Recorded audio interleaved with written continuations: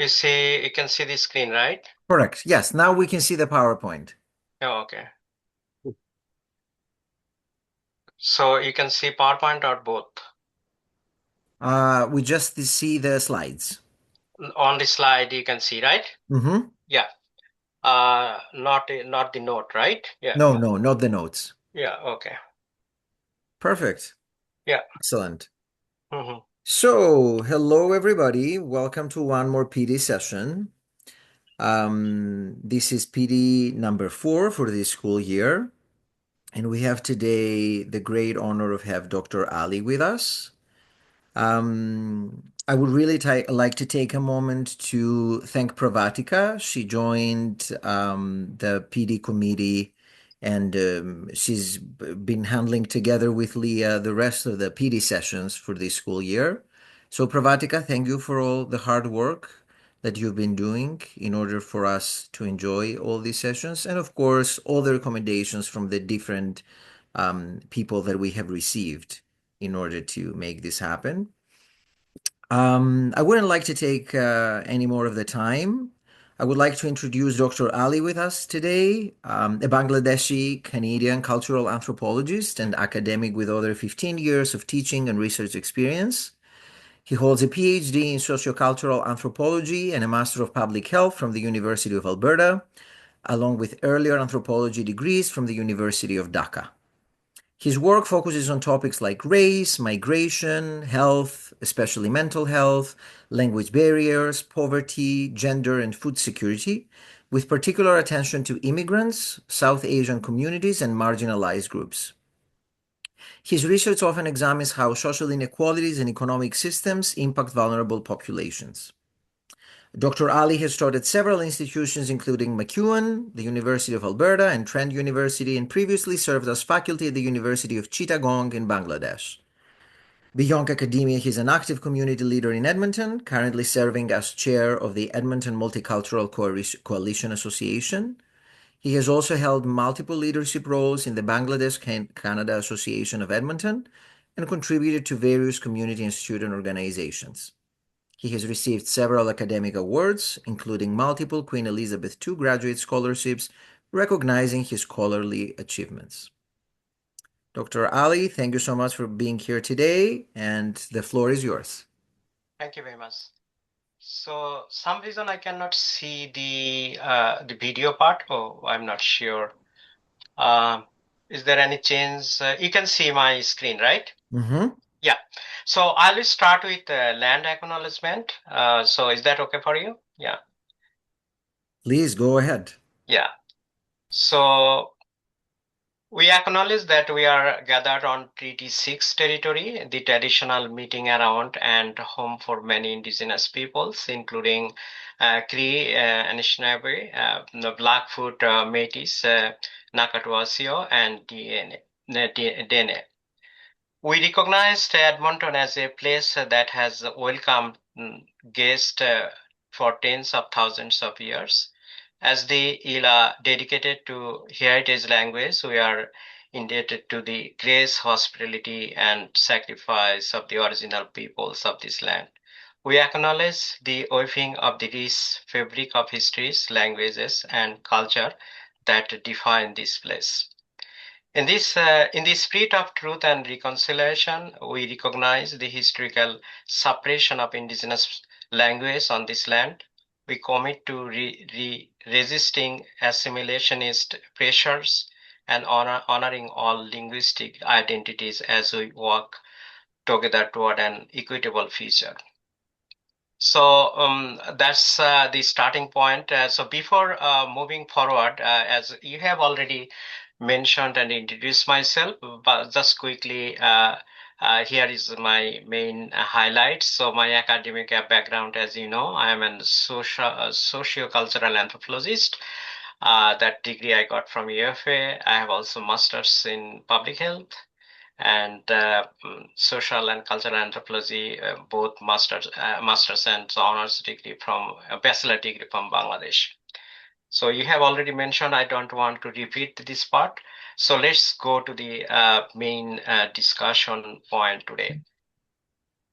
So this is the main themes we'll discuss. Like we have some of the key concept that I will clarify before going deeper into our discussion. So some foundational concept we have, like number one is uh, as you see here, racism. We talk about language barrier. We talk about mental health. So we'll give some kind of operational definition of this concept, and then we'll give some real life examples like how language barrier, racism, and the kind of mental health intersect. After that, we'll have some kind of theoretical framework, like we'll look at like how we can address the challenges that we face in our society, in institutions like the heritage school, something like that, especially for the immigrants people or racialized people. That kind of people, they face different types of challenges in our society in different levels, like the individual level, societal level, and institutional levels. Yeah, so I have actually divided the discussion themes into four main section. As you see here, number one, foundational concept and definition. Second, impact.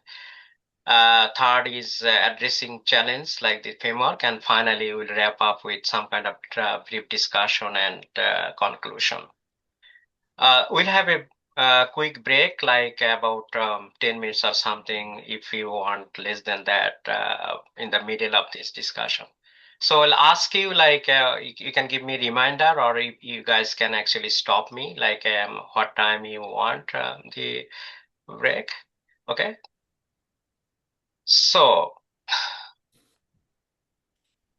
session objective. Uh, Now that we have sense of our kind of, sorry, let's, so here,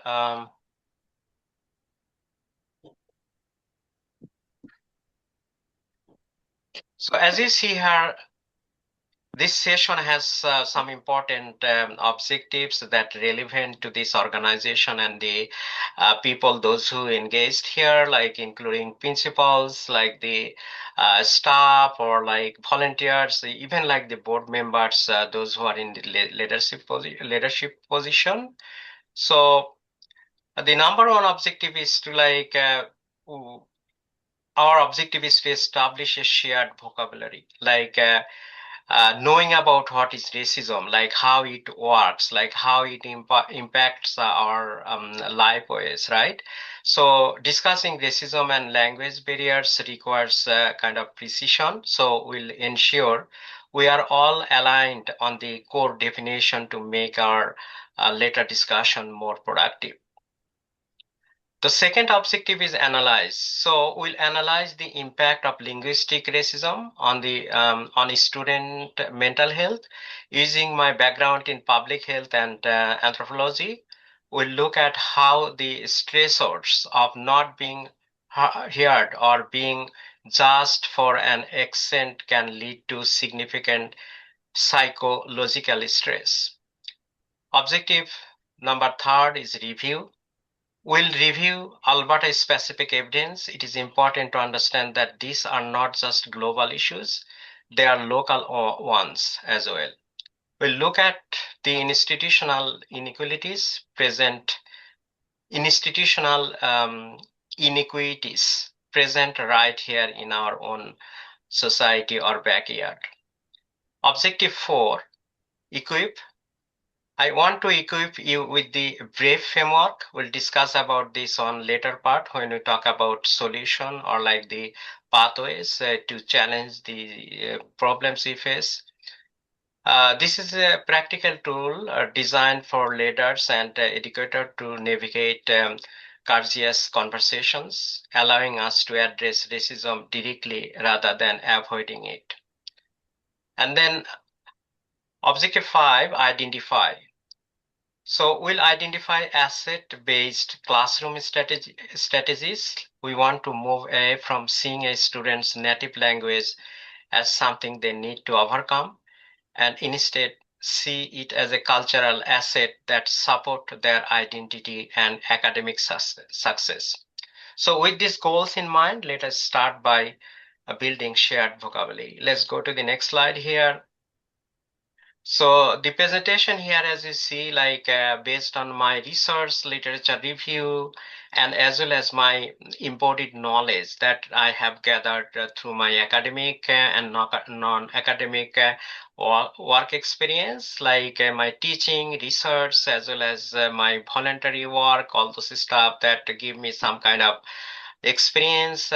Some of these things are reflected here in this kind of presentation today. So make sure you guys can hear me, right? You are here, right? Hello? Yes, we are here. Okay. Okay, thank you. Sometimes might see, okay, if I am not disconnected, so give me. Okay, great. Thank you. Let's go to our next section, section number 1. In this section, we'll mostly kind of define some of the key concepts that we have. And it is really important to understand that kind of concept, and that's why I'm going to give some kind of operational definition. You might already hear those kind of ideas, maybe not that kind of systematic way. You hear this kind of concept every day, but uh, knowing a little bit deeper would be helpful for this kind of discussion today. So what is racism? So before going through this kind of definition, so what your basic understanding, guys, knowing about this word like racism? What kind of things comes in your mind when you hear this kind of word? Can someone share your quick thought on that, within few seconds or something? Anyone? What is the basic things about racism that you know? Hello? Hi. Yeah, so what do you think? What about this word? I am better than others, kind of thing. Mm-hmm. Oh, yeah. Thank you very much. Yeah, so We that have, is the basic sorry, thing. Dr. Ali, we have some other answers here. Bias, discrimination, privilege Oh, to okay. particular group. Yeah, okay, yeah. Okay. Okay, that's good. Yeah, so let's go through this kind of academic ideas. So the foundation of foundation of ideology is that this definition basically begins by identifying racism as a belief system of inherent superiority. In the Canadian context, this is often manifest as an ideology where whiteness associated with Europeanness in civilization, language, and culture is positioned at the top of a social hierarchy. So if you remember, racism actually is not something very new. It's associated with our origin of the colonialism about in 16th century when the European actually started to exploring other part of the world, right? So before that, there was not that kind of biological view of race. So they actually brought that idea with the idea of kind of great chain of being kind of thing. Okay, God has created us, but before God, after God, you have all the angels and all the heaven stuff, and that all European white men's and women's, and then subhuman black people, and then you have animals and other stuff. So that is kind of things actually foundation of biological view of race that we see that the consequences of those kind of things we see now, like the skin color, human body shape and size, all those stuff are key things. I mean, the phenotypic characteristics are key things about classifying people into different categories, and white people seen as superior and black people seen as inferior kind of stuff. So that is the main kind of historical foundation or the ideological things we have. So another key concept associated with the idea of racism is the process of racialization. So racism involves racialization, which is how society constructs certain differences like accent, manner of speech, places of origin as a real or unequal in ways that matter to political or economic life. So these kind of things later kind of impact like how people treated unequally, or they have unequal life chances in terms of getting access to resources like education, healthcare, or like the job, all those stuff. It can kind of things can happen. Yeah, so that is the main key stuff. Another important things like the institutional power, as you see in the slide, like use of institutional power to deny or grant rights, respect, and resource based on skin color or ethnic origin. That is the clear example of racial discrimination based on people's identity, skin color, or something like that. So any institution, like the formal institution, like the government, or like the local governments, or like any powerful organization kind of things, they can do this kind of stuff. If they create any kind of inequalities based on their identity, skin color, culture, language, religion, that means they are doing kind of inequalities. I'm the racial discrimination. Okay. Okay. Yeah. Do you have any question? Yeah. Not now. Okay. So here is like will not take too much time for this kind of quick discussion. So based on the definition that we see in the last slide here, so as the use of institutional power to deny rights and resources, as well as the evidence from the research and personal communication provided. Here are several specific areas where like the people can experience, right? So I'm asking you guys like, where have you observed our student or their families being denied a fair playing field in mainstream systems because their linguistic asset were appraised negatively instead of being seen as a resource? So the key point is here asking you like if you see any types of instance or example of discrimination like that the power like the institution used, or like because of this kind of institutional power, like people are deprived of their rights or something, or feel like in other way. So I'll invite you, like anyone can raise your hands, or you can write something on chat, like to reflect your thought in on this question.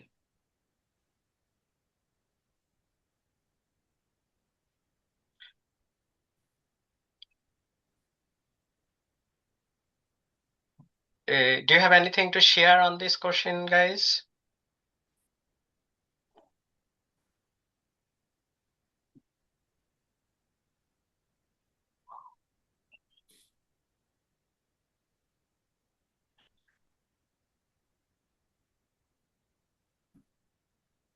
Hello, do you hear me? Yes, we can hear, but no question yet. Oh, no question. Nobody share anything? No. No. Okay, no question. I'll move next slide. Yes. Okay, let's go. Okay, so as you see here, like some of the key point, like based on the definition of racism, like these are the main common kind of forms of this racial discrimination we can observe, or like we see, or maybe we experienced in our everyday life, right? So race, ethnicity, age, sex, or gender-based discrimination could be reflected in our everyday life. It's kind of important to recognize that discrimination is rarely on one-dimensional, right? So it's often occurs at the intersection of race, ethnicity, age, and gender. So this is kind of compounding effect can make the impact on personal well-being even more severe, right? And if you look at the second point, kind of subtle and overt microaggression, physical characteristics based on discrimination, like even if it is not sometimes directly people tell you or maybe attack you, but if you look at the some of the example from your previous experience, or might be you see on social media, or you see on the news portal something like that about racial discrimination, or something happened in the North American culture, like if you remember in 2020, like the George Floyd was murdered in the United States, right? So some kind of things could be direct violence, or something like the indirect, or like the covert things. So, in many different ways, racism could be reflected, racial inequalities could be reflected. Yeah. So, while we often think of racism as a overt verbal abuse, it is frequently takes the form of subtle slight insult, right?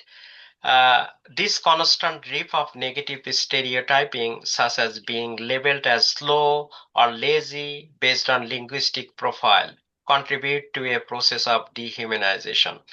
So there are many examples around us. So if you look at the literature about or societal perception, like how people are stereotyped, especially indigenous people here in Canada, like society, there are dominant view of the society that indigenous people are often characterized as a state like the unproductive, or like the slow, or kind of reliance on the social assistance program, or like the lazy, or sometimes like the alcoholic. So different types of it is stereotypes people used, right? Those kind of things may not true, right? So but like based on certain identity, people can construct that way. Yeah, those are some of the example in other kind of things. As we see in workplace, people could be discriminated based on their identity. What do the language barrier refer to? So this is one of the major like the topic or things that we'll talk about today. So a language barrier is defined as an obstacle in communication arising from differences in proficiency or cultural nuisance. It is critical to note that nuisance includes metaphors and non-verbal styles. For example, a literal translation of a Farsi metaphor for a playful child was misinterpreted by medical staff in Quebec as evidence of a conduct disorder, illustrating how nuisance impact outcomes. Means like physicians or doctors actually misinterpreting the cultural kind of metaphor, right? And they like they misdiagnosed like the patient disease or something. So that can impact their health or and overall well-being kind of things. So linguistic language barrier could be a gatekeeper in terms of creating like unequal life chances, because these barriers act as systemic gatekeepers. They don't just make conversation difficult, they restrict access to the social determinants of health, such as stable employment, social support networks, and safe healthcare. In Canada, patients with language barriers have 30% higher rate of experiencing unintended harm during hospital stays, because the gate to clear communication is closed. So this is one of the main like the problems when you see the language as a barrier, right? Another important part of language barrier is deficit vs asset thinking. In the Albertan context, the education and healthcare system often operate on deficit model. This means a student's lack of English is viewed as a deficiency to be fixed, rather than their home language being viewed as a cognitive and cultural asset. This creates an invisible pressure to anglicize, where individuals feel they must abandon their heritage to be taken seriously by the institution. So this kind of things lead to linguistic discordance, Like when a service provider and a client do not share common language, it is called language discordance, like the kind of the inconsistent, something like that. Without concordance, trust is undermined and the quality of care or instruction declines significantly.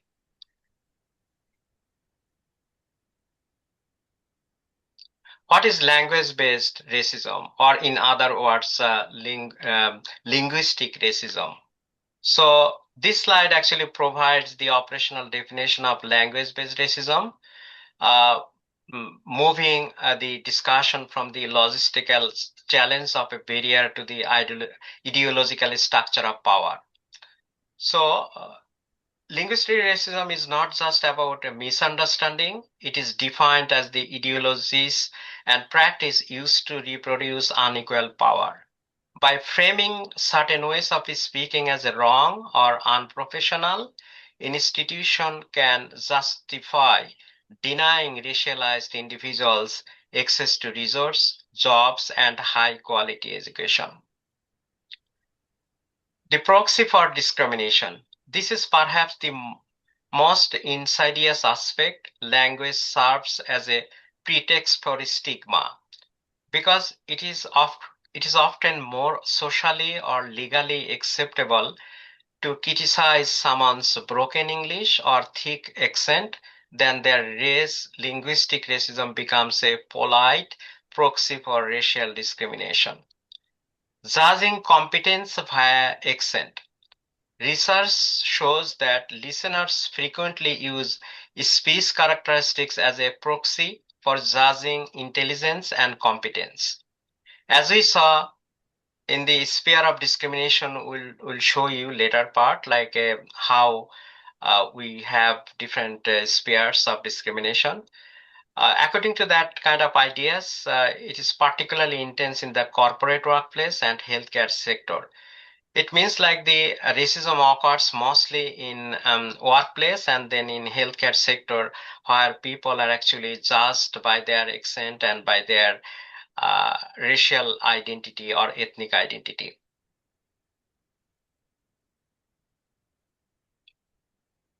So another prompt discussion question based on the last slide we did. So do you have guys any idea to share here? Like as you see, we often hear the term broken English or non-standard accent used by mainstream teachers or employers to describe our student and their parents. Based on the definition of pretext for stigma, how can we help our student recognize that these labels are often reflection of the listener's bias rather than a reflection of their own intellectual ability? So this is very much relevant for the here it is school teachers, principals, or those who like the involved in the operation of this school. So if you have any thought on this or want to share any ideas, you can do that now. So maybe a few seconds, 30 seconds or 1 minute, we can focus on this. Hello, I have to say something about that. Okay. So nice to meet you. I'm Athena. I'm from the Greek school. Okay. So my first year at the Greek school, because I have the Greek accent, my kids was making fun of me for my accent. Yeah. So I done one step back and I said, so I told them, I can make fun of you when you speak Greek too. Yeah. And this is the time that they stopped making fun of me. Oh, that's great example. Like, yeah, so it happened, for many people. Yeah. Yeah, even for myself, like when I teach at the university, obviously, like I'm coming from different culture and different background. So even I have that capability to understand English and like things doing like the English speaking people or native people here. But because like my accent could be different, they might have different ideas, right? Yeah. Okay. So, anyone else want to share anything?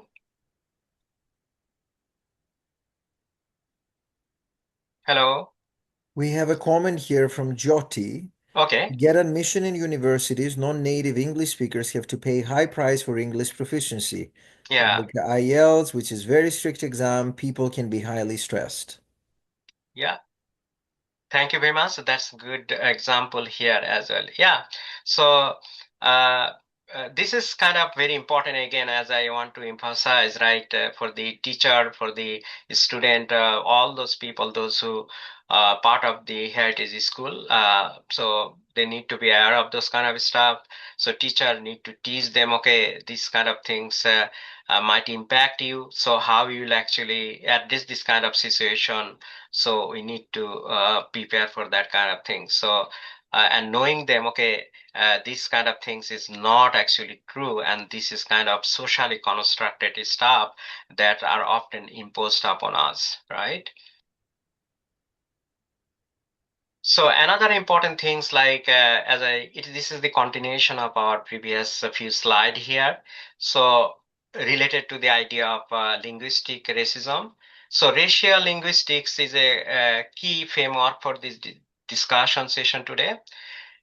So the idea suggests that the problem of language barrier is often not the speaker's skill, as I mentioned previously, but the racial linguistic listening subject who perceives an accent or a deficiency simply because the speaker is a person of color. This means even highly fluent Black, indigenous people of color speakers may still be perceived as a non-native due to their racial identity. That means you have already a dominant perception, like the social perception about you.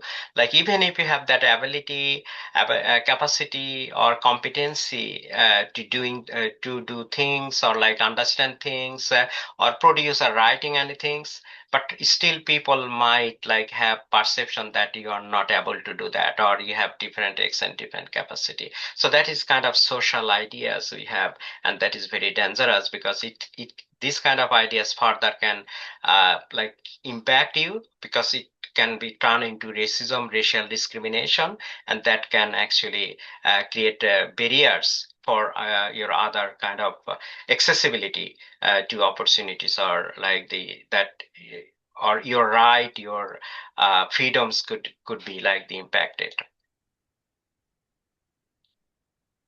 Linguistic profiling and hallucinations, another part related to the idea of linguistic racism here. So profiling often happens sight unseen, like over the phone. Even more insidious is the linguistic hallucination, where scores on competence and intelligibility drop simply because of an ethnic looking face is shown to the listener, or even if the recording is objectively standard English. So, for example, if you do IELTS test or GRE test or like the TOEFL test, something like that, you are from like a non-white background.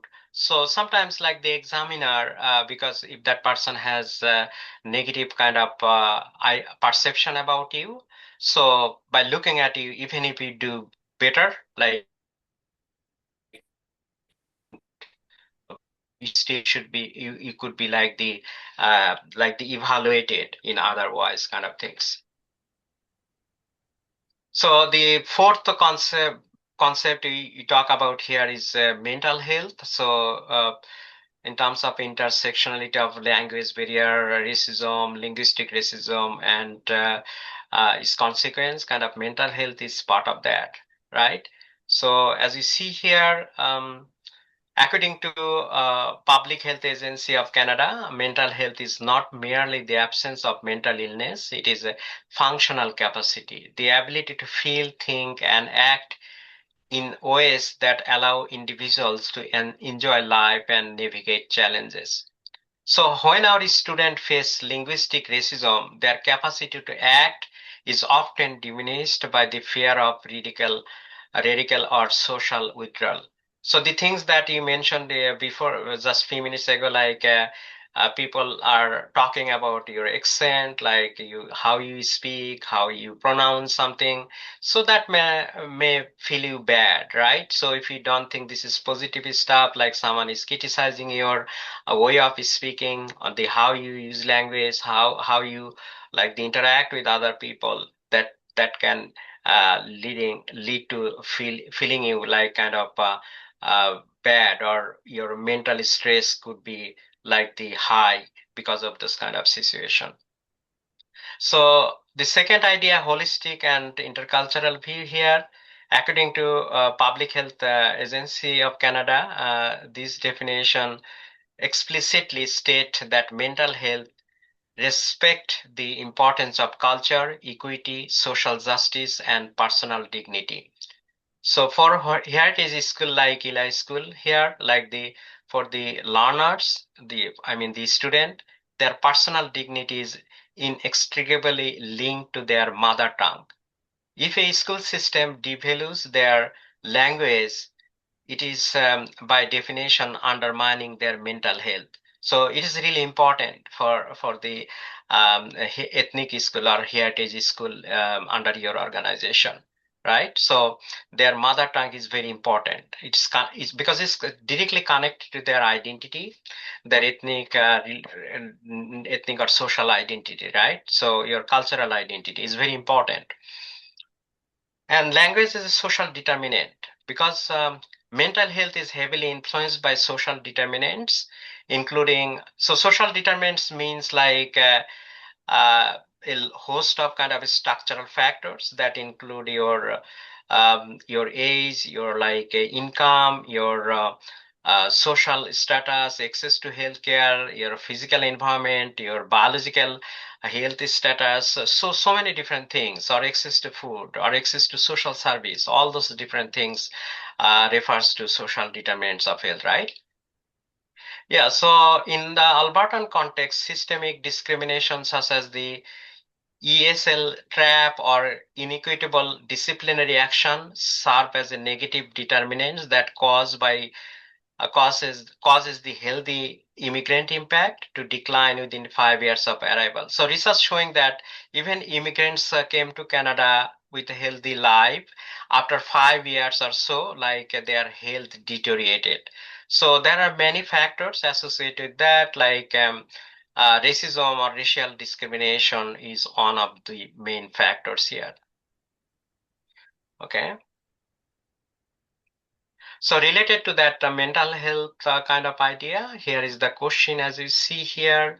So if you can quickly share your ideas. In your experience at your heritage school, how does maintaining a student's mother tongue directly restore personal dignity that may linguistic racism or in your environments?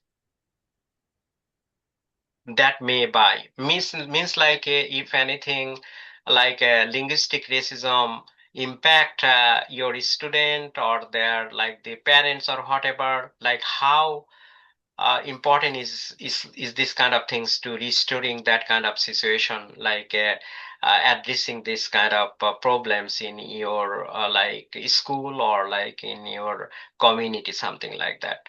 Can you share your thought in here a little bit without like within few seconds, or maybe like within 30 seconds? You can directly talk, or maybe like share your thought on chat box.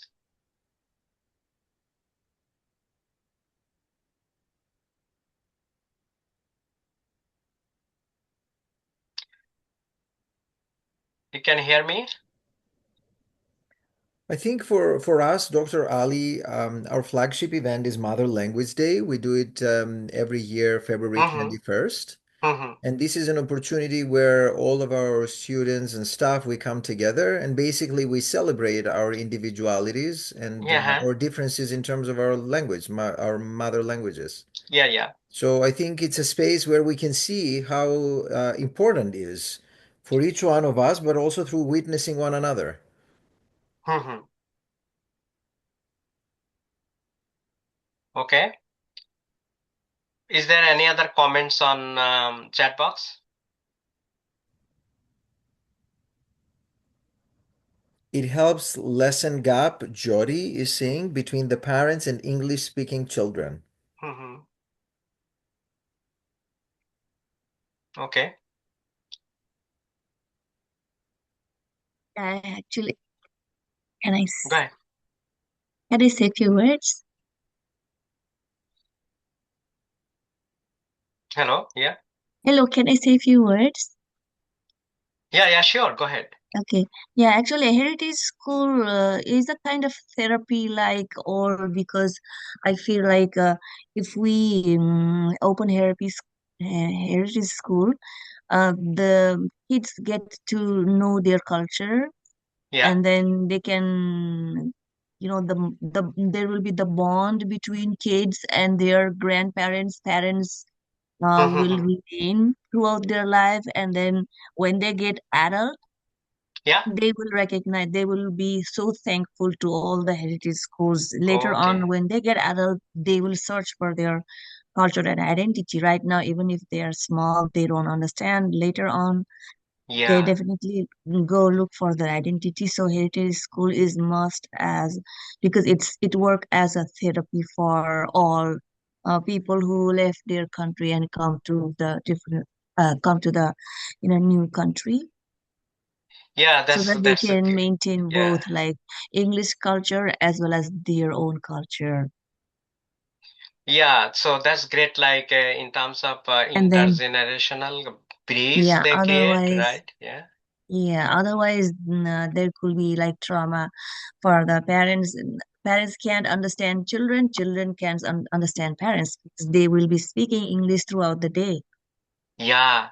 No, that's great Yeah. example. I know from my community and from other community because I have some experience with doing research on social isolation among seniors people from South Asian countries. Like I see some parents, they are here on visitor visa, or like there's a like the parents category, they are here, but they have grandsons and daughters, but they don't talk that much, right? So Yeah, they just at babysit yeah, their kids. They yeah. just So yeah, babysit their kids, and then later on, kids. Yeah, yeah. it's a So that's kind of really a therapy important. for both Hmm. parent and children. Hmm. Uh, I would like to add one more thing, and Yeah, that's it develops the confidence in the children once yeah. they understand their language. And in their general school, the students Hmm. are talking about their festival English, like here Canadian. And if Hmm. they learn in the heritage schools about their culture, then they Hmm. can tell proudly about their own culture. Yeah, that's true. Yeah, so they kind of create like a safe kind of social environment within the family, as well as they build a relationship between two generation, like their parents, grandparents, and also as well as like the next generation, like the third or second generation, right? Yeah, Yeah. And that's really also, I would powerful. like to draw the attention on like mental, like brain, their brain can also be, get more capacity to learn, because if they are learning different languages, it Hmm. will definitely help their brain to grow if they are multilingual. That's true. Yeah. Thank you Yeah, very much. regarding. Thank Yeah. you. Thank you for sharing your thought. No, that's really important. Yeah, so relevant here. So this is actually the summary slide that we talk about so far, like the few slides that you see, definition of the key concept like the racism, language barriers, language-based racism, and the linguistic racism and mental health, right? So that means like in brief, these slides serves as the conceptual foundation for this session we do so far. So by establishing a shared vocabulary, we move from individual misunderstanding to structural analysis of how our student and families navigate, like in Northern Alberta, I mean in our Albertan context, right? So these are some of the things if we know and we know better understand like the situation or different types of experience people have in their everyday life. So so here, language barrier as a gateway to linguistic racism. So language is really important, as you already mentioned, because this is kind of pervasive nature of linguistic racism across major Canadian institutional sectors, reinforcing that language barriers are not merely logistical inconveniences, but are deeply entangled with racial prejudice, right? Yeah, so The radar chart I talked about earlier. So if you look at here, like as you see, the blue above 100, like the corporate workplace. This one I briefly talked about earlier. Here, the radar chart actually explain the intensity of linguistic discrimination index. Note that the most intense sphere are the corporate workplace. I mean the workplace, like the 90% there. And the healthcare system 85%. These data align with our previous discussion on the life-threatening risk of language discordance in hospital and the multi-billion dollars cost of unemployment. So oftentimes, like in our workplace, people use different types of verbal, non-verbal language, right? And that impact our non-racialized people, I mean the non-racialized people or non-white people or immigrants or whatever, those kind of people could be targeted and they could be impacted by the behaviors, either practice of the co-workers or like the supervisor or the employers. So many different way people could be impacted. So some of the things are direct, like the systemic devaluation of your experience, your educational credentials. Those are some of the important things that impact your employment job in our Canadian job market. And it is also gateway to mental health decline. So this slide provides the structural why behind the mental health symptoms. We examined it in earlier slide, like some of the definition that we talk about. And in later slide, we did give some direct examples. Like based on all this stuff, when you look at discrimination, it is basically pervasive across our workplace, education, and healthcare sphere. So obviously it impacts us in many different ways. So here is another quick question, like looking at this spheres of discrimination that you see in the last slide here, like this sphere, this chart here, as you see, like here is quick question, right? Which one do you believe impact our student parents most? Like how does that parental stress, like they trickle down to the student sense of belonging and academic performance in our school? Like uh, do you think like spheres of linguistic discrimination, like the corporate discrimination in workplace or unemployment or job mismatch, or someone is a doctor or like the physician back home, but now here working in Tim Hortons or Walmart, or their educational experience does not match with what those people are doing here. So do you think those kind of things impact their kids anyway?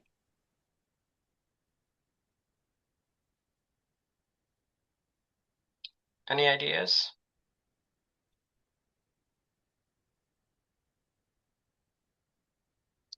No?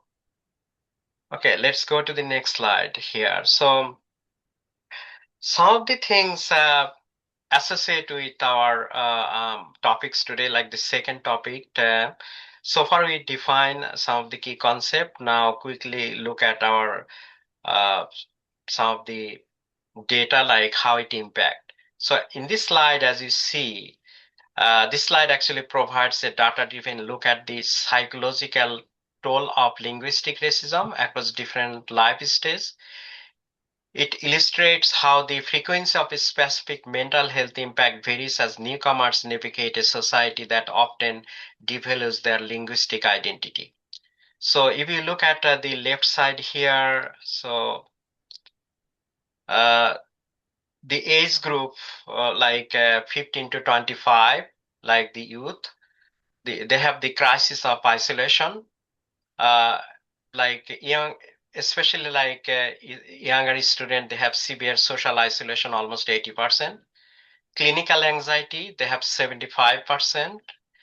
On the other hand, adult 25 to 45, they have the burden of performance. Like among the working age population, professional burnout about 90%, anxiety 85%. So all those things happen even among seniors, like the isolation level is high. So the highest level of isolation, you see among those group of people. The invisible generation here, like senior people, for seniors, several severe social isolation reaches is staggering 95%. As individual age, the loss of social network combined with the linguistic barriers and linguistic hallucination. So linguistic hallucinations from service provider can almost entirely cut down off from society, leading to the highest frequency of depressive episodes, about 80%, as you see. So as we talking about earlier, like the interaction or conversation between parents, grandparents, and their younger children is really important, right? So they feel isolated because lack of their linguistic ability. So if people are not able to speak in English, obviously their conversation level will be low compared to those people are like they have ability to talk in both language, their native mother language as well as English language kind of things. So this is kind of this slide does showing the significance of linguistic ability. If you don't have that language, you cannot communicate efficiently. So this is another important slide, as you see here, like how your linguistic ability or the linguistic capacity or like language barrier are connected to your state of health, the mental health and well-being kind of things. So in your workplace, lots of different studies shows that newcomer, especially immigrant and newcomers, they face the language barriers, and obviously they experience kind of a racial discrimination at highest level. Yeah, so multiple factors work behind that, not just language barriers. You have lack of recognition of your educational and work experience, credentials, stuff, and obviously lack of communication in the workplace with your co-workers and other people. All those different things can leading to mental stress, like the mental distress, or at one point you can develop like the mental health complexities.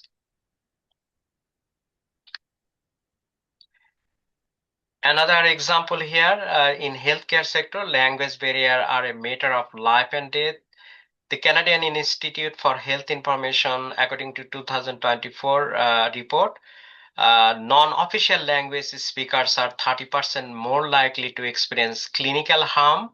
Furthermore, Black, Indigenous, peoples of color, healthcare workers frequently face micro-insult from patients who refuse their care based on their accent. Here is the example, like a case study. So this 2020 case study by Minhaji, a researcher, shows how language barrier distort mental health assessments. A simple metaphor in Farsi was taken literally by a clinician, potentially leading to severe misdiagnosis. This highlights the urgent need for linguistically competent staff. This slide presents a critical case study for Farsi-speaking newcomers in Quebec, illustrating how the intersection of language barriers and cultural nuances can lead to dangerous clinical outcomes and systemic frustration. It serves as a warning of how deficit-based institutional thinking can pathologize normal cultural expression. So here is another quick kind of discussion question. So in this, as you see in the last slide, in this case, a simple cultural metaphor was misinterpreted as a clinical behavioral problem. Thinking of your own heritage language, what is a specific idiom or way of speaking that a mainstream teacher might misread as a deficit or behavioral issue in a student, and how can, as IHLA leaders or principals, teachers, whatever, intervene to provide correct linguistic context? So if you can give us some kind of feedback on this, or maybe like you can, if you have any experience, you can share here.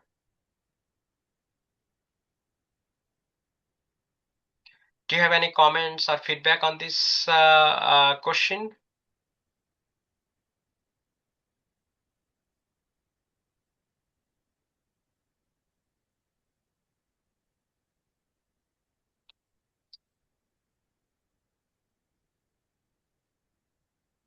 Hello.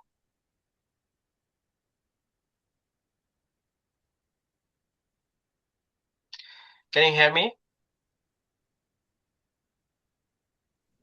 Yes, Dr. Ali, I don't see anything, any comments like on the chat. Oh, okay. Yeah. Okay. So you can Yeah. continue. Okay. Thank you.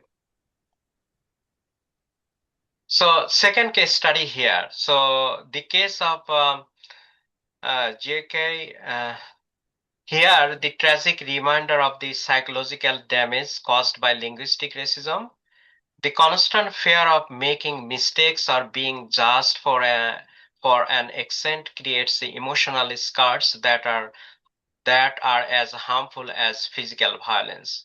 So this slide presents one of the most sober and critical case studies in recent sociolinguistic research. It illustrates the fatal extreme of what we have defined as a linguistic inferiority complex and serve as a powerful call to action for obviously for our heritage school, like they should be aware of this kind of situation, like how in linguistic inferiority complex can impact our kids or like the young people, right? So it's important to keep those kind of things in mind.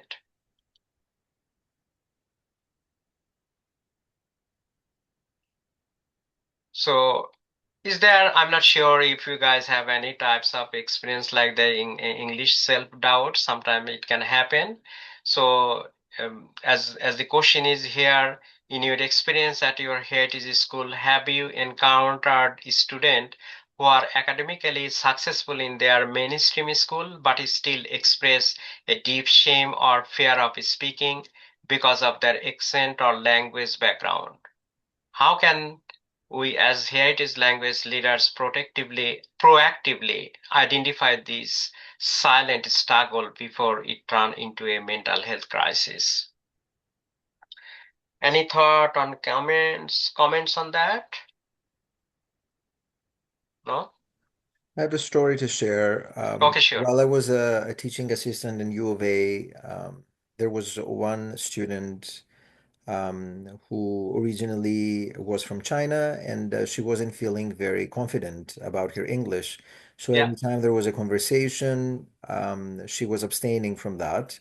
And also, it looked like her personality was pretty shy. But every time she was given an opportunity to write something, like in a form of a project, Mm-hmm. he was the student that was grabbing the gist of every conversation and was able to give it in a summary of 3 sentences, which was pretty exceptional. Mm-hmm. So I think to answer your question here, I feel that in situations when there is shame or fear of speaking, there are other ways that we can encourage our students in order to come forward, like some other projects, Mm-hmm. maybe like some written assignments, Yeah. maybe in a group setting Yeah. where like there can be more support, like with other students, rather than putting the student on the spot. No, that's great example. Yes. So because I teach, like I know this kind of situation happen. Like it's internationally students sometimes, especially in their first year or of study, like they may not feel that much confidence. So putting those students in group work, group assignment is the best idea. That's I got from my previous experience. Like you cannot just give them like the independent assignment, and they may not know how to navigate the situation kind of stuff, right? So over time they can grow their confidence. So it's important, like sometimes if you are a teacher, if you are like the principal, sometimes keep eye on those kind of student. If you have some student that they are not feeling that much confident in terms of doing their job. Okay. Is there any other comments on chat box? No? Do you have any other comments that you can read for me? No, nothing on the chat box as of now. Okay, thank you. Okay, so another impact area, like the second impact, the job and labor market. So economic cost is huge. Like if you look at linguistic capability or linguistic identity, all those things can impact. So linguistic penalty is huge cost of it has huge economic cost. Like research indicates that the underemployment of immigrants often fueled by negative evaluation of non-native accents cost the Canadian economy of 11 million annually. This is not just merely loss for individuals, it presents a systemic skill underutilization, where the country failed to benefit from the advanced credentials newcomers bring to this country.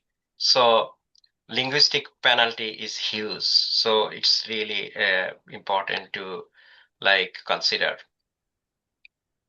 So there are some case studies, like one of is here, a recent study involving human research students in Calgary and Montreal, showing that bias emerged at the interview stage, even when performance was on par. Listeners evaluated L1 English speaker as more competent and trustworthy compared to L2 speakers.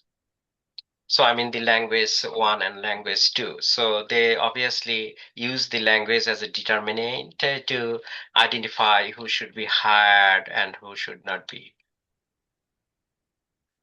So number three, impact area, housing and rental. So data from North American countries, like the research showing in the housing market, linguistic profiling act as a subtle filter.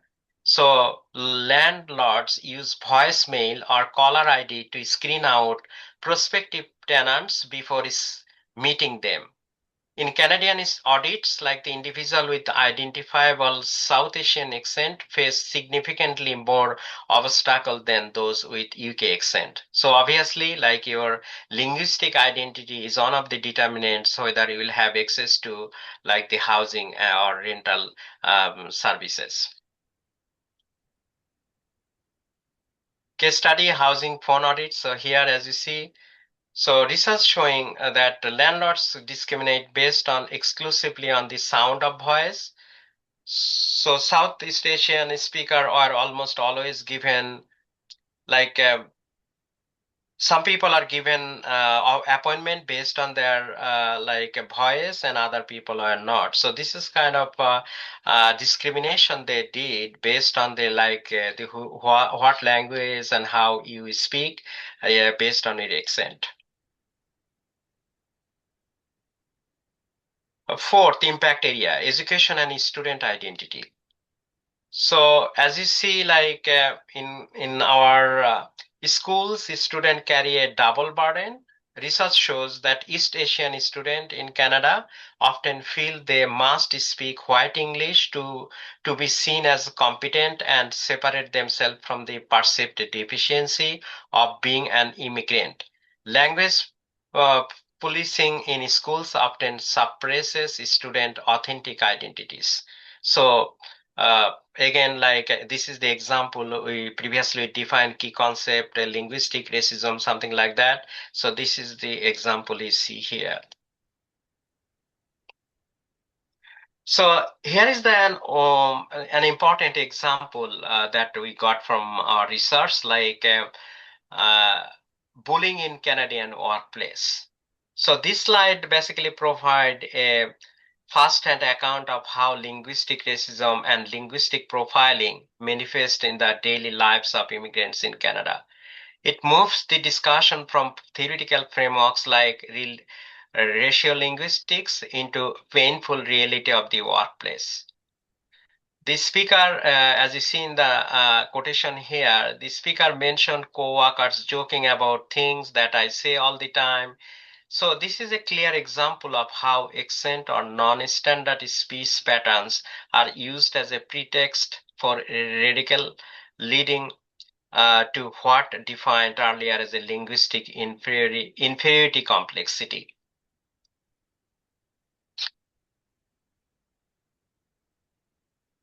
Racial harassment in workplace. So this slide provides a stark illustration of overt racial harassment and the resulting institutional betrayal experienced by newcomers in the Canadian workforce. While previous slide focused on the nuances of linguistic ridicule, this account moves into realm of explicit dehumanization and systemic neglect.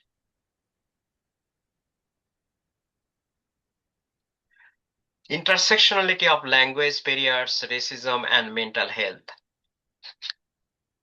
So, when individuals face constant linguistic hallucinations, where listeners perceive a deficiency simply because of a person's race or identity, it results in deep emotional scars.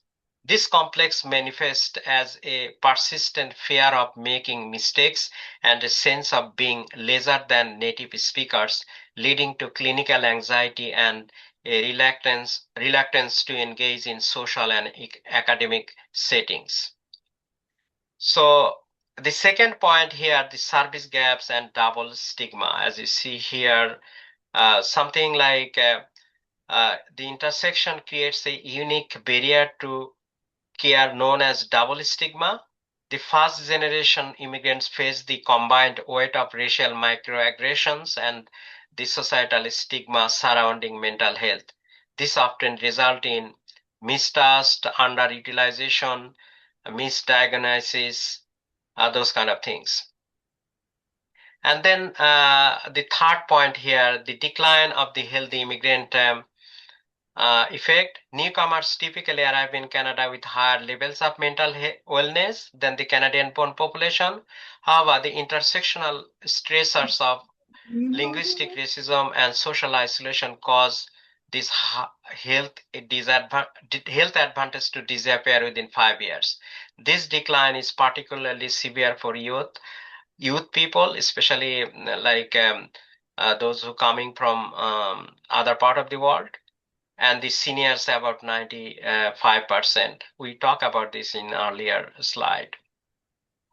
So this is kind of situation overall impact, like this is the kind of connection as you see, like the language barrier, linguistic racism, and mental health kind of things.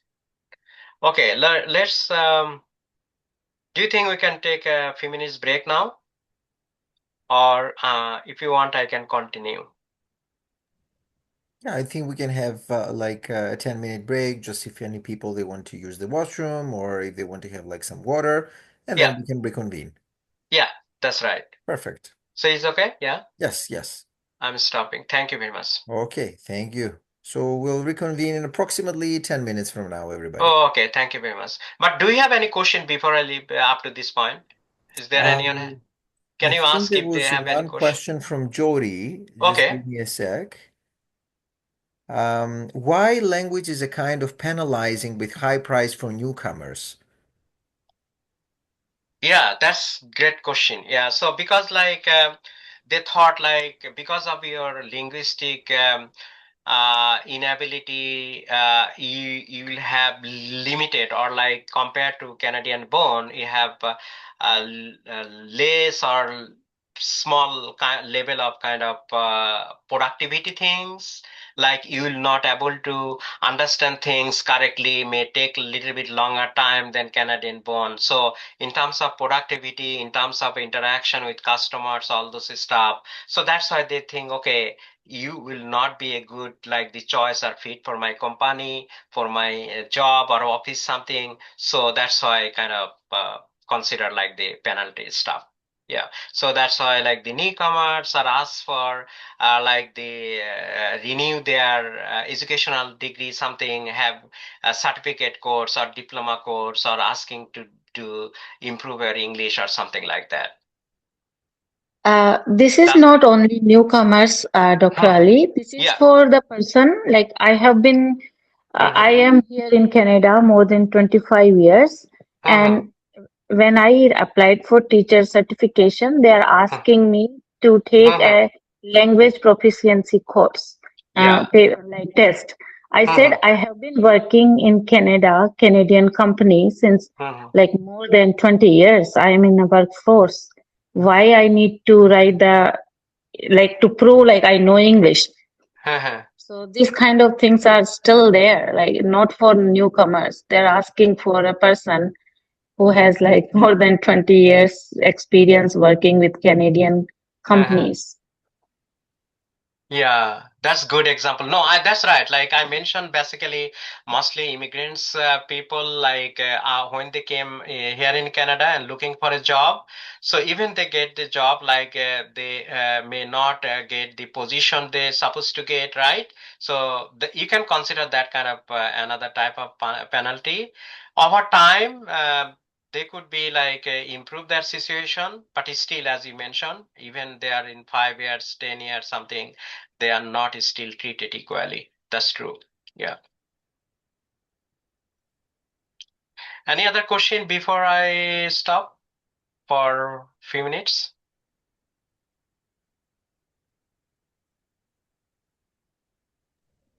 No, we're good. I think we can take like the remaining 5 minutes for a break. 5 minutes? Okay, Yes, okay. perfect. Okay, so Excellent. now about 50, we'll come back, 50, Correct. 51 something. Correct. Okay? Exactly. Okay. So just I can just stop everything. I just stop my video and everything. Is okay? Like a computer is still on. Everything is on. I'll come back within 5 minutes. Is okay? Yeah.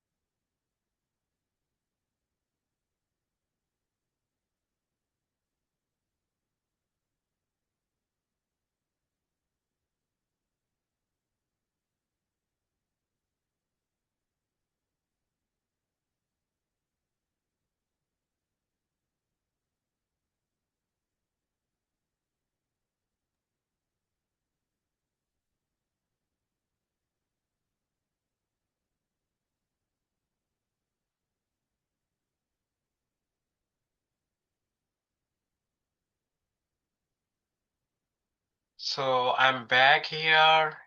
You can hear me? Yes, we can. We can. Okay, thank you.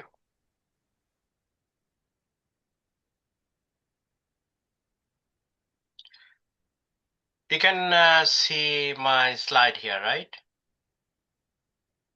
Yes. So thank you. Mm. Mm. Mm. Okay.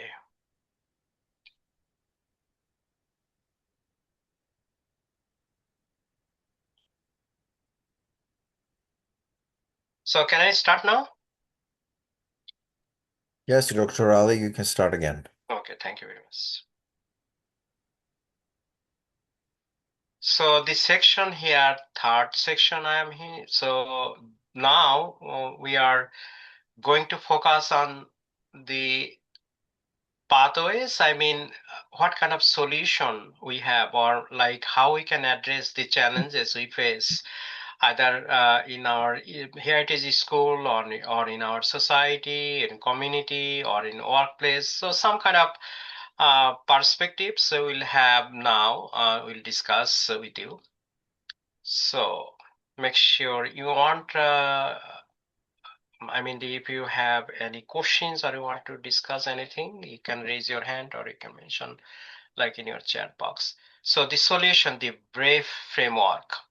So this is really important in terms of like addressing the challenge we face in our society or in our institutions, community, school, or whatever. So this approach is really important. I will briefly describe this one. So the key points we have here, like build, number one, B, start with the letter here, build intention and safety. So according to this perspective, like we must create a brave space rather than just a safe space. Like safe space kind of more kind of passive kind of things. Brave space means more like active, proactive, or like the you are like the active agent that you want to take things at a point that you can ensure not only safety, security for yourself, for your family, as well as for your community, right?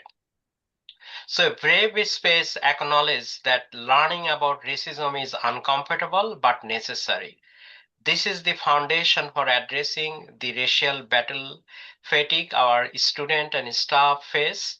Without psychological safety, individuals will remain in the fear zone and avoid discussing the linguistic discrimination they experience.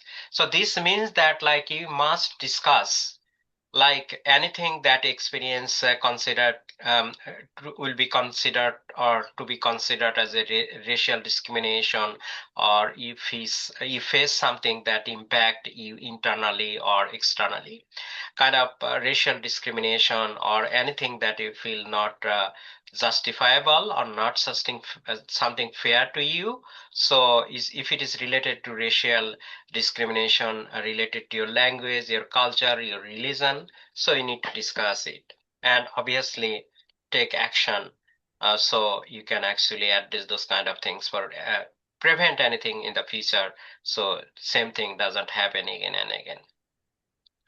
Letter R here, respect, personal boundaries and kind of things, right? So here, respect means honoring the sensitivity of these topics while challenging participant to move beyond superficial observation.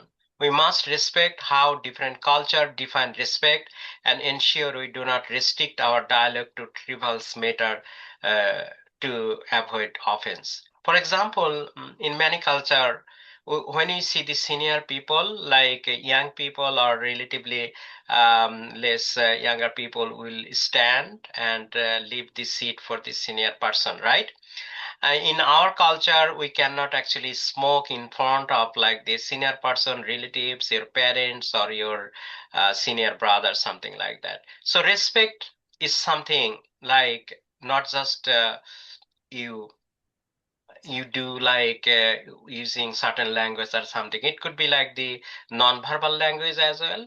So when you use language, for example, someone wearing hijab or someone wearing necklace or some kind of cultural artifacts, and in workplace you see those kind of things. How you respond to that person? Should you respect, or you should ask those person to not to wear that, right? So sometimes it happen. I do some research and I interviewed many people, especially like the South Asian people, Indian people. Sometimes they wear something or they have some kind of stuff with them when they're in the workplace, but other people don't like it. So this is disrespecting their cultural values, cultural kind of things or identity, right?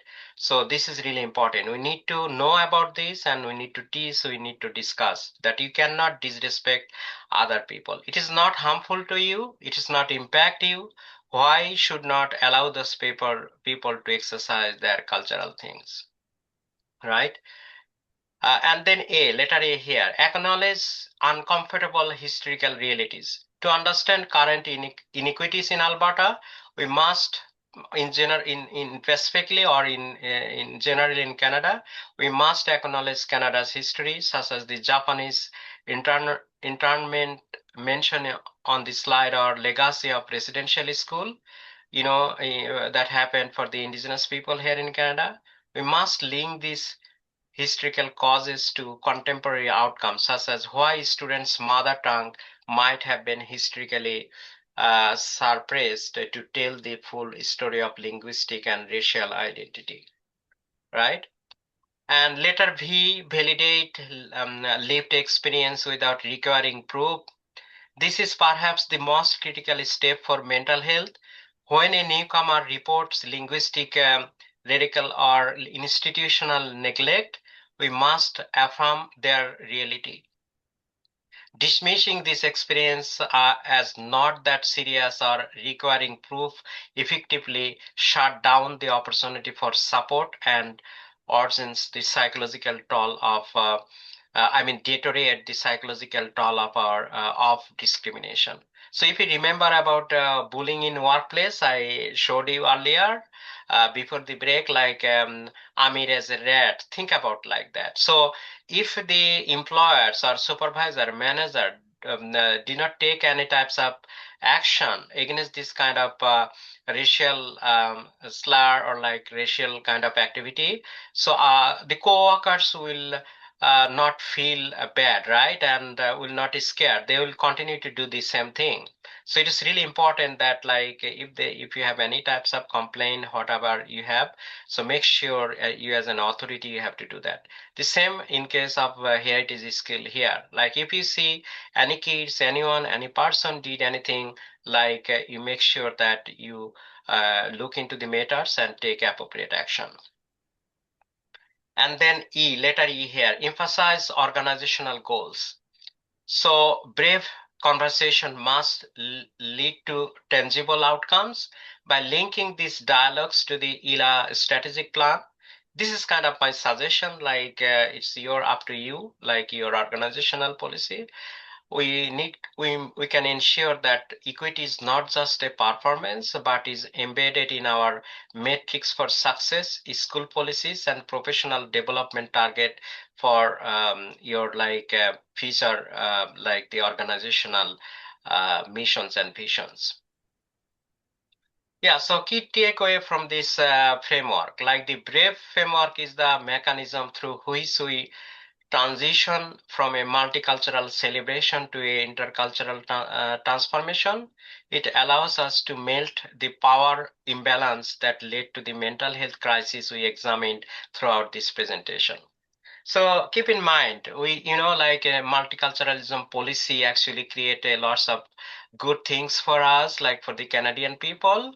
But despite we have multiculturalism policy, it was introduced or endorsed in our constitution in early 1980s. So you see, still we have inequality in our society. Still we have discrimination in our society.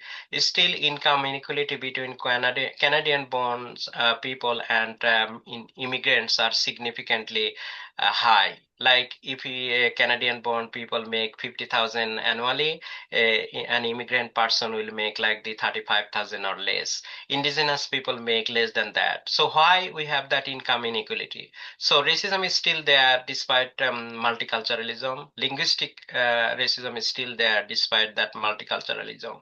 So make sure we have we have better understanding about those kind of complex structural issues that impacting our lives, right? So in legal framework here, if you look at the government of Alberta's policy, it's good things. We have lots of policy. Human rights law in Alberta that provides a shield. So language is often a pretext for indirect discrimination. So performance reviews focusing on broken English are ruled as discrimination on the basis of ethnicity. So those are defined in our law, but still, as you see, there is no serious kind of evidence that discrimination happened, people are discriminated, like the deprived, all those things. We don't see the remedies for that. Like we don't see the situation that how those kind of things are handled or managed. So we need better kind of idea about that and how it is implemented. So all parties, either government and social institution, community organization, all those political organization, all parties need to work on this. So people are not being discriminated based on their identity, either language, religion, and skin color.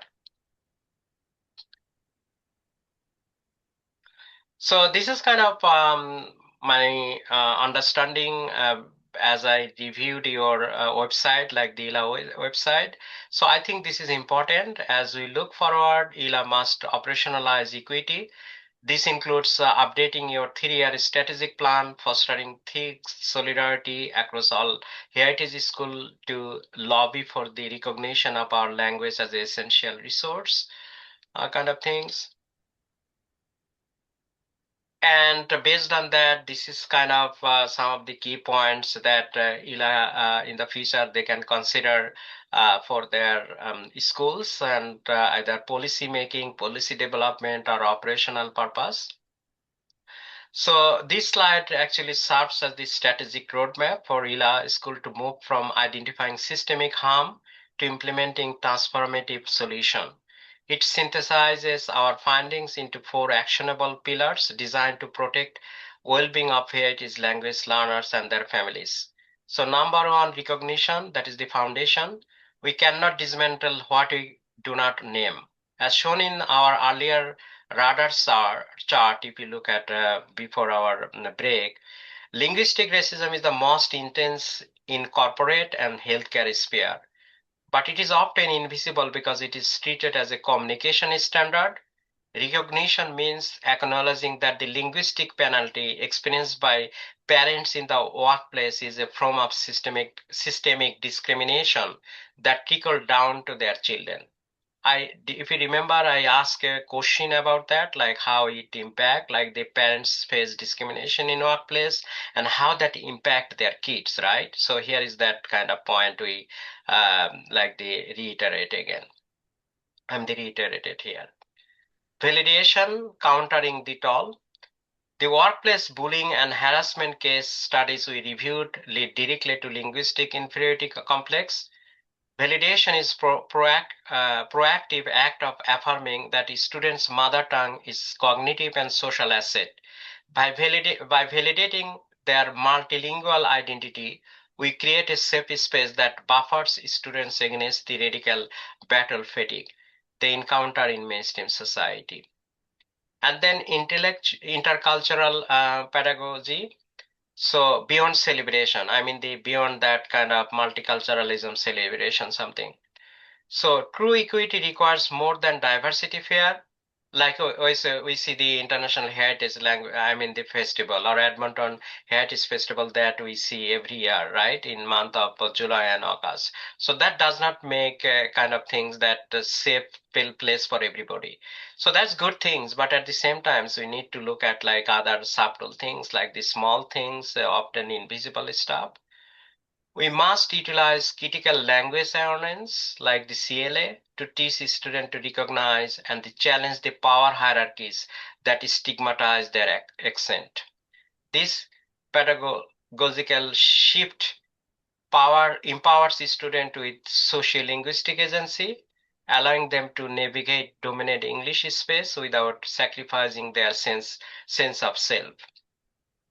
And then fourth last one, the structural support, the safety net. Given that the healthy immigrant effect declined within the 5 years due to isolation and racism, our school must function as a wellness hubs. This includes providing families with linguistically accessible mental health resource and acting as an advocate when students face incorrect ESL placement or race-based bullying in mainstream system. So this framework is our response to the tragedies we have examined, such as case study we shows in the slide before from different countries, like moving beyond basic language instruction toward holistic advocacy. IHLA can ensure that heritage language education is not just about survival, but about the long-term resilience and mental health of our community. So that's the main point for this one, and I'll go to the next section. But before that, do you have any question up to this point?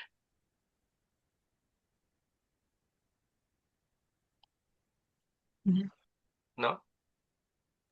No, nothing on the chat box again, Dr. Ali. Okay, so this is the question I want to discuss a little bit, like, and then we'll wrap up. So maybe like about 5 to 7 minutes we can spend.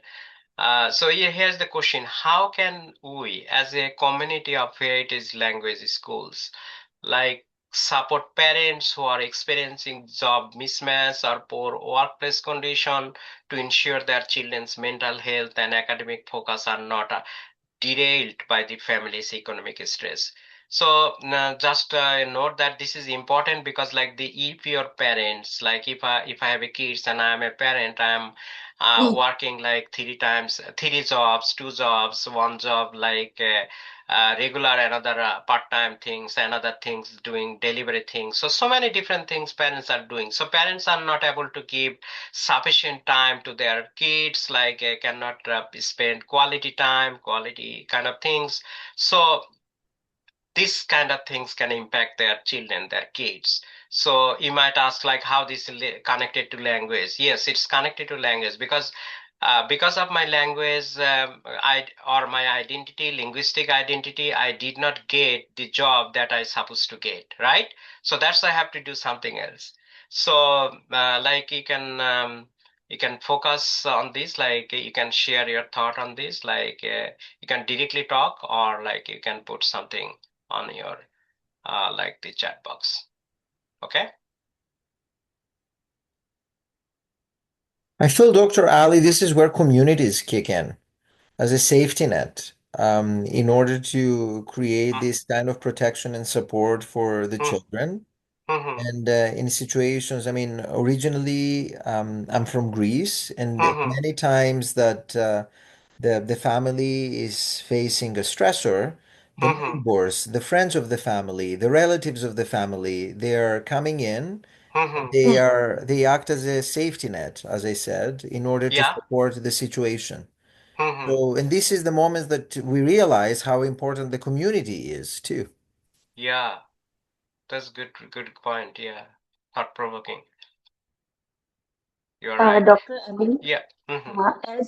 as a heritage language, we can conduct workshops for Mm-hmm. parents and youth students, and we Mm-hmm. can discuss what they face in the school, what discrimination or what make them feel uncomfortable, and Mm-hmm. then we can even invite some scholars like you or Mm-hmm. Mm-hmm. people who can Mm-hmm. give them tools, who can advise them how to approach those kind of situation and how to solve, how to give the tool to your children, like Yeah. where to approach, how to deal with these kind of situations. That's right. No, that's good point. Like especially at least there are some point you can solve individual level and community level. So for example, like I'm feeling a lack of confidence, like as I discussed before, like with a Chinese student, we discussed like you don't have that much confidence about yourself. You have lots of capacity, lots of potential, and the problem you don't see your mother tongue and heritage language as your asset, right? You see this kind of burden, right? So we need to like teach people or make them understand, okay, this is not your weakness, this is your strength, and you can utilize it to to do better things in your society, right? So obviously this is one of the points you can address, and other things like the externally, like your community, as an organization or collectively, you can make something, okay, my community is facing this kind of situation, our parents are facing this kind of challenge, our children are facing this kind of situation. So you can bring those kind of things idea in the broader institutional level, maybe city, to the government, to your political representative like the parliament member. So government can pay attention to this, and they can connect this kind of things to the employers. Okay, how employer react or do things, or what their culture in their workplace. So they need to change it, and they need to change their behavior. So they have some kind of cultural sensitivity training, or they can understand the ethnic language and how important it is them for their overall well-being, right? Yeah. Any other thought or question you can, I mean, the ideas related to this question? I'm Ravi from Edmonton Tamil School. Mm-hmm. You know, like the president Edmonton IHLA stated, Yeah. the community can play a big role. Yeah. In my case, I am from Sri Lanka. Mm-hmm. So I spent 18 years in Africa. So my children faced a little problem initially, but when I joined my community association, Mm-hmm. slowly they adapted the new environment and Mm-hmm. adjusted at school well and did well overall. And Mm-hmm. then again, after 18 years in Africa, we moved to Canada Yeah. in 2006. Again, new environment, job problem for me and my wife. And I felt my children started to feel the stress and this and that. Again, we joined the same association where I am an executive member. Mm-hmm. So we adjusted well. Mm-hmm. It is No, that's good. yeah. No, that's true. As I mentioned, like because of lack of communication, lack of interaction, so sometimes people develop some kind of stress, like the mental depression, all those things. So that cause the cause your mental health problem, right? So if you have more interaction either within your community people, you speak the same language, or with the other people, so it feels a good, right? It causes that you have a space here, you have your position here, and you find your social network like they extended over time. So obviously those kind of things are important in terms of your personal well-being and community well-being as a whole, right? Yes. Thank you.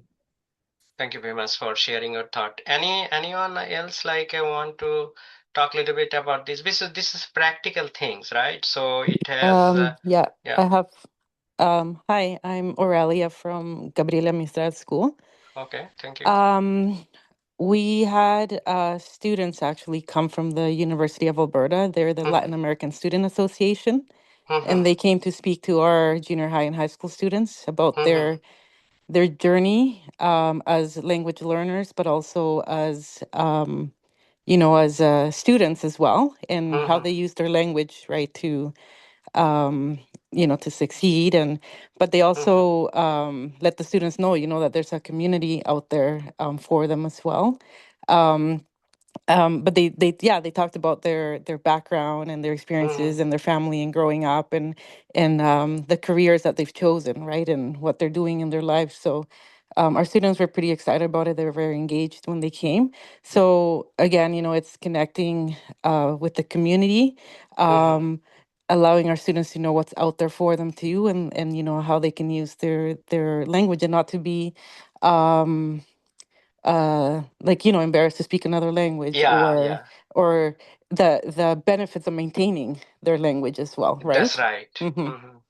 That's very good point, like the restoration of your own culture, right, through language. Because if you lost your language, you lost your culture, you lost everything. Unless you like practice it, right, you lose it over time. So it's really important that you retain your cultural heritage, and that is possible only through your language. If you don't practice your language, you'll obviously lose it. So many people think it's not that their fault. Basically, the society imposed the idea that your heritage language is not something good that help to make you like economically solvent or something. But that's not good idea. Language is really important. You have your internal happiness. You have your own satisfaction. Like so you have your own identity that you can build based on this kind of language, right?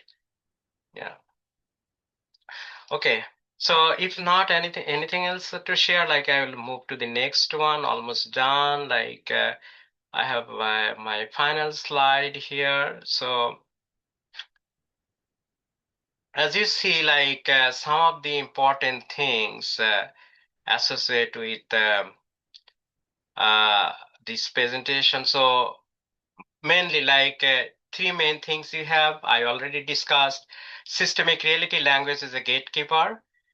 So institutional power. So institution has the power that can create a situation that people feel bad, like by using institutional people power, you can deprive people, you can deny people's rights or accessibility, as we talk about in our previous slides and give some example: access to housing, access to employment, access to like a different, healthcare. So by using institutional power, people can do that. So we need to understand that kind of things, and we have to address this kind of situation. And we have some framework, like we talk about, like the BRAVE framework. We need to use those kind of things to like address this kind of situation. Quantifiable harm, like how it impact, like we talk about mental health stress, like the health problems people facing, unemployment rate is really high, social isolation is really high, all those stuff we discussed like as a quantifiable harm.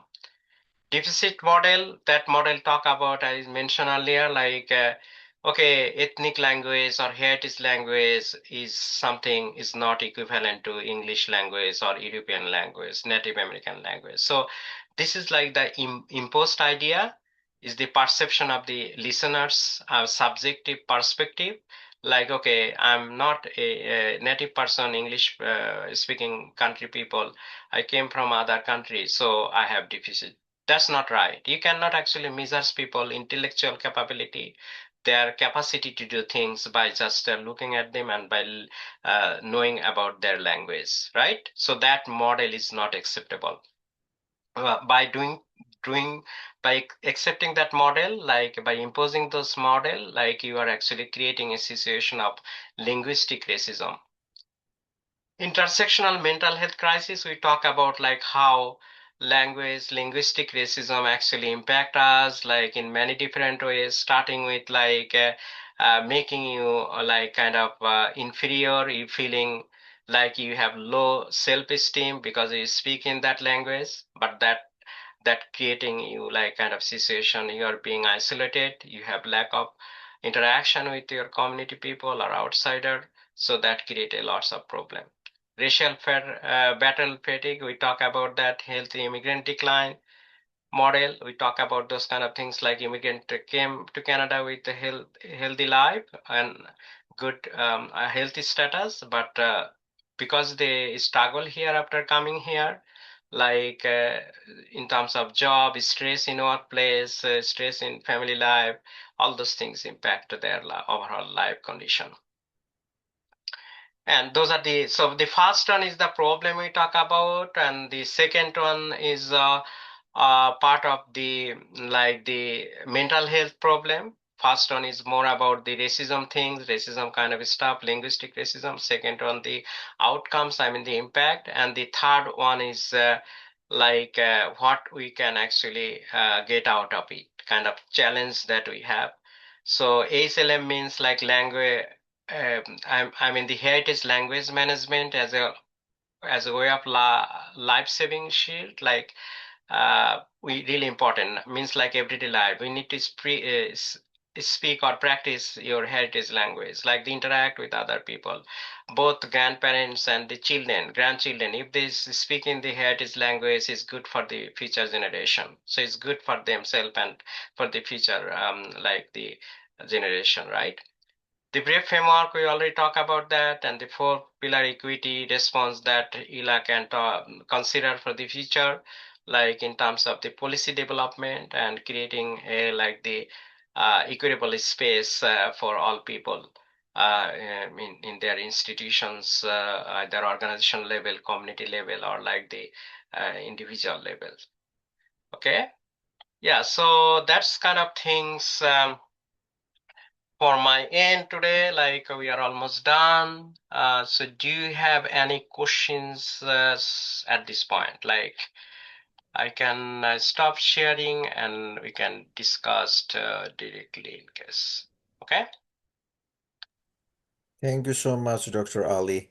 Yeah. I see one question here from Kuljit. How does the Okay. use of technology, AI, solve these issues or create new problems? So let's see the question directly. Huisan, how does the use of technology AI solve these issues or create a new problem? Okay, so technology can be used like the both ways, right? Like the either positively or negatively. So AI technology can be helpful to knowing about uh, for example, we talk about what is linguistic racism, right? You can use your AI technology to know about what is this, what are the example of that. So something happened, if it is really linguistic racism or racial discrimination or not. So you can get those kind of information to know, and you can educate it yourself, right? So if this is racism or not. And by knowing those kind of things, either you can like manage things yourself, or like you can seek help from your parents, seek help from your teacher, or from your employers, whatever. Like for example, in a workplace, you face any problem, right? So you are not sure if this is a racial, because racism is a kind of racial discrimination, is a kind of criminal offense, right? So if you do so, like you need to know like if this is the right things I'm going to do. So you can report, right, in an appropriate place. So you can take action So this is the good things by doing AI, like if you don't know about that. Bad thing is like by using other people's identity, other people things, you can like the manipulate things, you can misrepresent other culture, right? So something happened for like not everybody from a culture is not bad. Like maybe out of 100, 500 people here from South Asia in a community, one or two people could be bad. Say they did something wrong, right? So by taking those picture or making video, by using AI, like you can spread out across like the social media, right? So people like think about your culture is something bad. I mean, like you can create negative impression about that culture, right? So in that case, like you can, people might justify if something happened to that person, I'm the member of that community, people say, oh, these people from this community is bad, so they did wrong, right things. So AI could be both way, like the either positive or negative way. It depends on like how you use it, like how you actually utilize it. That is the main thing. Hope I answered your question. No? Yeah? That there could be a lot of way you can do that, both positive and negative way. Are you satisfied, or I need more explanation about that, or any? I think I saw Kuljit nodding, so probably she's He satisfied left. with the answer. He left. No. I have a question to ask you, Dr. Ali. Yeah. We are noticing like all these Mm-hmm. issues that usually first Mm-hmm. generation students they are facing. Mm-hmm. Like it would be interesting, of course, if you have done like in your research and if you have seen this kind of results or comparison between first generation students and their second or third generation students. How do they experience the heritage language programs and also what is their relationship with racism? Oh yeah. So like I'm not like our mass about like the heritage language about different school, but I know from my community and working with different community. So first generation, second and third generation, like the student, they have different kind of experience. Right, so the as you born here, you are brought up with this culture, right? You have lots of friends from different communities, different racial backgrounds. Like you don't see that much racial discrimination and stuff, and you don't feel that much vulnerable. But people, especially the first generation people, first generation student, for example, if I brought like a student, my son, if it is 10 years old, 15 years old, those kind of student enrolled here in a Canadian school, like they will face or feel more kind of racial discrimination than these kids, those who born here. Yeah, it's kind of natural things because you have more familiarity with cultural things like the language, food, or lots of different things, and how to interact in different situations. So simple stuff, but that can help them better adapt to this kind of culture.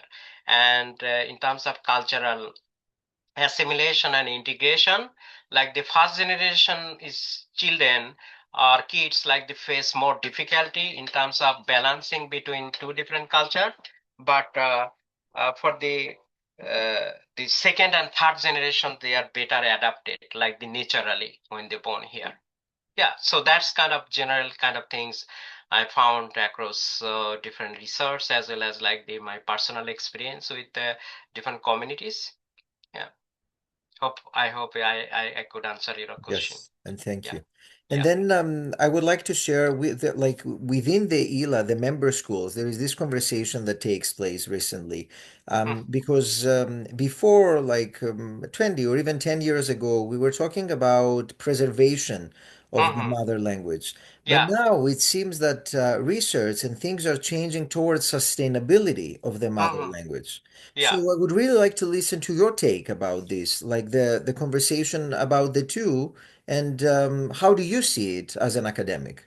Yeah, so preservation and like the sustainability is yeah, two different things. You're right. Like the preservation previously, you are like the most of the long languages are being lost, right? We have previously 7,000 different languages, like we have now few hundreds or something like that. So it's really kind of extremely difficult things, and like the kind of uh, we see like is dangerous stuff, like in terms of preserving and maintaining our culture, right? So sustainability means like you need to like not just preserving it, you have to practice every day, practice and creating like some new types of stuff that the future generation can see, and they also being inspired to practice your culture, practice your language, and they also continue it. Like the continuation is the main thing, right? So how you do that? Like you can, for example, in our anthropology class, we teach sometimes, okay, like recording like the your language in many different way, like the oral history, right? Or like the storytelling, or like the creating novels, or like the film, all this stuff. So you are not only practicing it, you doing something that preserve as well as like the practice, right, for future generation. So when you're recording, keeping record as a oral history, or like the novels or a drama or film, something you're preserving, but at the same time you are encouraging your future generation, I mean the children, to learn it, learn about it, and practice it. And that means you are maintaining continuation. So continuation is kind of things is your sustainability, right? So if I, for example, my kids go to the Bangla school, like my little one born here in Canada, and she, I mean, my daughter, she now going to Bangla school. She's learning how to speak in Bangla. At home, I always encourage them to speak in Bangla, not in English, right? So this is kind of things is practice, and this is the example of continuation. So when my kids will brought up, they become adult, they will marry, they will have their own kids, right?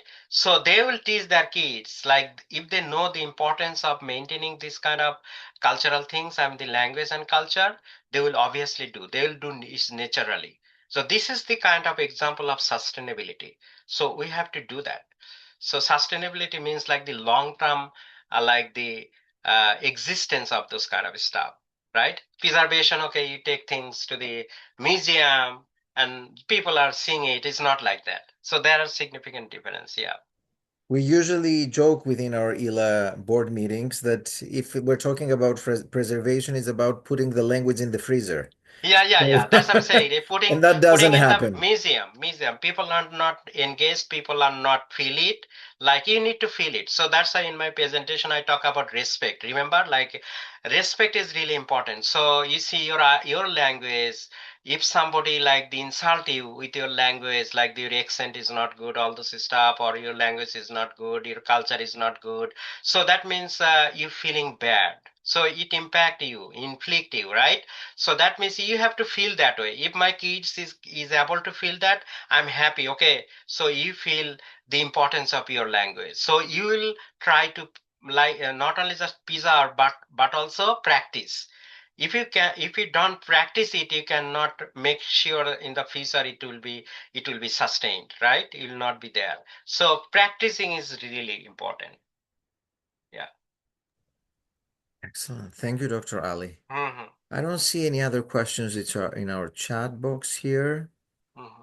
So I would like to thank you on No problem. Yeah. Thank you. on Thank you very behalf of much. IHLA for Thank coming you and very presenting. much for giving an opportunity to me. Actually, because of the last 2 years, Unupama is talking about, and then like the Archana, we met somehow, and he says, okay, you have lots of research related to that, so why not come to our like the workshop? I mean the ILA No, it was professional beautiful. development things. Yeah. Thank So you it's once my more. I see yeah. Jody was trying to say something. Jody, are you still Yeah. here with us? Yeah, she's here. Would you like Tango, to ask she's a thank you. question? Because I saw like that you turned on your camera. Oh, she just probably wanted to thank. Perfect. Excellent. A couple of things. Thank you once again, Dr. Ali. A couple of things to let you know, like everybody, before you go.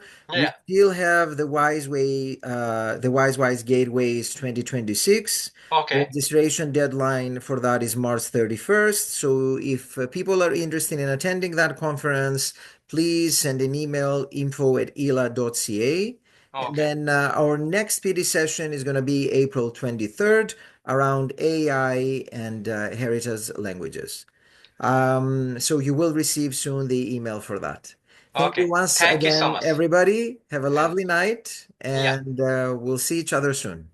Okay. Thank you very much. And Bye-bye. I'll send you the PDF file to. By the way, I forget your name. Like, what is your name? Costas. Oh yeah, yeah. I emailed you. Okay. Yes. I'll email you. Thank you very much. Okay. Have a Perfect. good night then. Take care. Bye-bye, Okay. everyone.